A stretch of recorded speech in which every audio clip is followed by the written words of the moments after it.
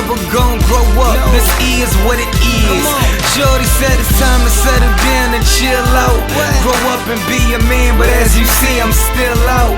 I'm parking lot pimping, big wheels dipping. Remind me of my big wheel that I used to sit in, and I still pedal, but now I pedal. Guys, what is up? Welcome to another episode of Maximilian Must Know. This is another episode in the How a Gentleman Should Dress series. You guys know we've done shoes, we've done shirts, we've done pants. Today we are going to do sport coats and suits, and then we will finish up with 2 more episodes, jackets and accessories. And then there will be a final episode where I answer your questions. So let's get right into it. I think that every guy should at the bare minimum have 2 suits. And I'm saying that, I would probably say more 20 years ago, but it's a different world now, and not everyone has to wear a suit to work, obviously. For me, I personally own about 8 suits and about 20 sport coats. I actually prefer mixing and matching sports coats with pants better than wearing a suit. That's just me. I think every guy should have one very conservative suit, which should either be gray, navy, or black, and then one pinstripe suit in the same colors with pinstripes. Ideally, I think you should have one gray, one navy, one black, and then one pinstripe, and then you could do a fun, cool one like a Houndstooth or a Windowpane set. I'm going to show you a couple of suits that I love. First one is a Ralph Lauren double-breasted pinstripe suit, which I really love. Sort of looks like something Al Capone would have been wearing in Chicago in the 1920s. And then a Zegna brown pinstripe suit, which I also love. Very modern, cut very well, and tailored for me just perfectly. Now the question might come up, where does someone buy suits? Great question. Now I'm going to tell you guys something, and I mean this. Never, ever go to Men's Warehouse. I cannot tell you how many stories I have of them fucking things up. I was best man for a wedding, and because I didn't try the suit on before I picked it up, which I should have, I totally get that was my fault, they gave me a suit that completely fit horribly. The sleeves were too short and the pants were too long, and it really sort of ruined, for me at least, the wedding day. And they wouldn't refund me, even though they made the mistake. Besides that, it's not a personal vendetta. I think their suits are just shit. It's well known industry-wide. They use the cheapest materials, as does Jose Bank. Compared to what you can get out there from no-name Italian brands, it's just not a good idea to get a suit from Men's Warehouse or Jose Bank. My advice, guys, is go to a discounter like Century 21 or a warehouse sale. The Barney's warehouse sale is a great place to get a suit. Either one of those, like Century 21 or a warehouse sale, you should be able to get a really good suit for around the $500 price point. Ralph Lauren, I think, makes great suits. On the low end, I think Ungaro actually makes really nice suits. I have a gray pinstripe one of them, and it really is well done. Hugo Boss obviously is fine. Brooks Brothers is well done as well. My favorites personally are Ralph Lauren Purple Label and Zegna. Now those are expensive, but Zegna suits become definitely more affordable at Century 21. I've seen suits there for $700 and $800 from Zegna. If you can't afford any of the brands that I just mentioned, listen to what you do. And trust me on this, please trust me. Go to a secondhand store, a vintage store, a thrift store, and find a nice suit that is still in style. You don't want to fuck up the buttons, or you want something still modern. You don't want it to have shoulder pads or anything like that. Doesn't have to be a high-end name. Just look through the quality. Look through the suit, see if it's high quality. Is it super hundreds? Are the cuff buttons functional? Like, just look through and see, is this a suit that you really like?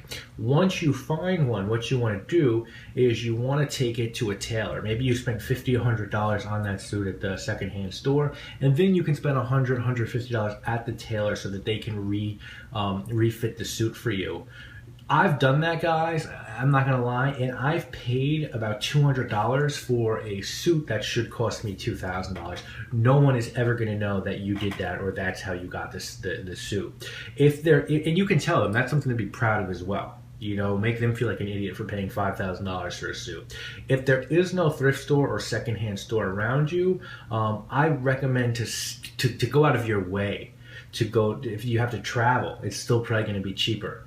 to buy a second-hand one before going to a Men's Warehouse or Jose Bank or Kenneth Cole. I'm going to do a whole episode probably down the road on why Kenneth Cole is the biggest joke of a designer probably in modern history. His clothes are just so pathetic. They have no quality. They're just total rip-offs of American designers. It's really a soulless brand.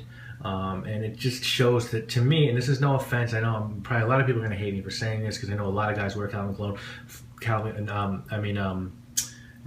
Cole, but to me it's sort of like saying I don't care about the clothes that I wear. I'm just going to buy something that I think looks nice and that I think is good quality and wear it. And the reality is there's much cheaper clothes that are so much better out there, but you have to do the research and you have to sort of learn about that. Now, as far as sport coats go, I collect sport coats, guys. I'm not going to lie. I'm going to show you 3 that I love. Now, the first is a Ralph Lauren Purple Label Navy Pinstripe. If you know anything about Ralph Lauren Purple Label, which has become Black Label, partly Black Label, part Purple Label, it's the highest quality Ralph Lauren stuff. Usually it's made in Italy by Italians. So this Purple Label Navy Pinstripe retails for $2,900. I'm going to show you this Burberry Houndstooth jacket. Okay, it retails for $1,800. And then I'm going to show you this Valentino, which is one of my favorite pieces, Windowpane Tuxedo jacket, which retails for $2,200. Now, these 3 pieces I'm showing you, you do the math, and it's about $6,900 we're talking about. Now, either through sample sale or secondhand, I, guys, have paid a total of $800 for these 3 jackets. It is not that expensive to dress like a fucking GQ model if you're smart about the way that you do it. So what I recommend you guys do is have one very conservative navy blazer, have a velvet blazer. Actually, I'm going to show you this really cool velvet blazer that I got from Uniqlo. They look amazing in the fall and winter, and Uniqlo does really nice velvet blazers. This was like I think $70, and no lie, I used to go out with a girl who had really expensive clothing. I'm talking about Laura Piana, Burberry, Goyard, just shit that most people don't even know about. Like, you really have to know fashion to know about these labels. And this Uniqlo jacket was my favorite piece of clothing, was her favorite piece of clothing that I owned. So think about that. And so have the velvet one, have a navy one, and then sort of have a cool or trendy blazer that could be pinstripe or peak lapels or just look good with darker jeans. And that's it, guys. Really regular guy can get away with 2 suits and 3 blazers. If you have to wear a suit to work every day, then I would say that you should have about 5 suits and 5 jackets. But the key to making that affordable is where you buy them, when you buy them. And always remember, you don't have to buy them all at once. You know, wardrobe pieces should be like fragrance pieces. You add them to your collection as you go along.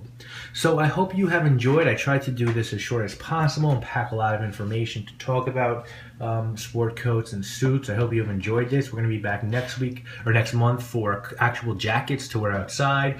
Then we're going to do accessories, which will cover like ties and cufflinks and hats and scarves and that sort of stuff. And then we'll finish up with a Q&A episode where I'll answer every single question asked to me in the series of these videos. Who knows how long that'll take, but I'm definitely going to do that. So ask questions away, and I'll see you guys very soon with more videos. Holla at me. Let's go. Forever young, forever young.